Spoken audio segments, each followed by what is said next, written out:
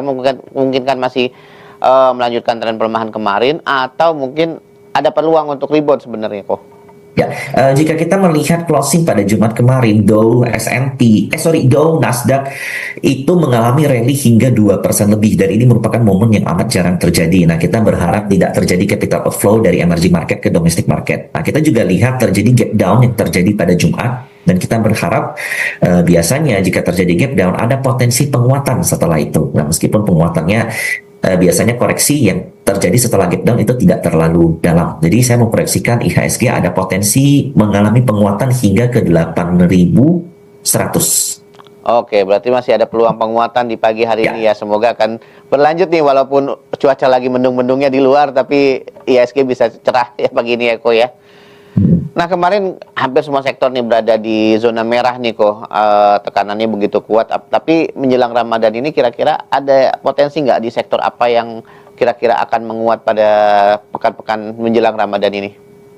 Ya, sebenarnya jika kita melihat dari kondisi dalam negeri memang ada sedikit tantangan nih Mas, karena biasanya ketika terjadi momen hari raya seperti Idul Fitri, Lebaran, dan kita juga memasuki sebentar lagi Chinese New Year, biasanya banyak orang justru taking profit Mas. Jadi, tapi justru ini adalah kesempatan untuk para investor untuk mengoleksi saham-saham yang memiliki fundamental yang cukup kuat. Nah, salah satunya di area-area sekarang kita bisa perhatikan bahwa contohnya Bank Mandiri itu bisa membagikan dividen hingga double digit. Berarti masih banyak peluang ya di sejumlah sektor walaupun apa namanya mengalami koreksi cukup dalam, ada potensial kemungkinan akan beberapa investor untuk mengambil keuntungan ya menjelang Ramadan dan Idul Fitri terutama. Apalagi besok udah pekan ini ya Ko ya untuk Imlek ya Ko ya.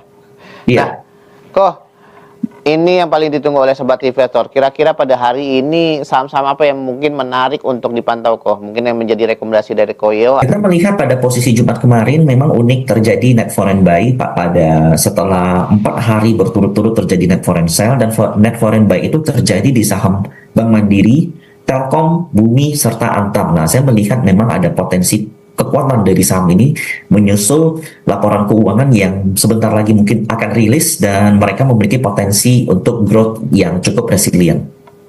Jadi 4 saham tersebut memang cukup menarik. Berarti masih banyak yang menarik ya Ko ya. Ko, tapi tadi bicara soal ini kan tadi juga kan disebutkan investor asing beli besar-besaran di saham-saham beberapa emiten di Indonesia. Tapi tekanan kuat justru datang dari investor dalam negeri kayak yang sepertinya Ko ya. Nah, kira-kira apa yang membuat mereka begitu panik walaupun sebenarnya kan outlook ini baru outlook saja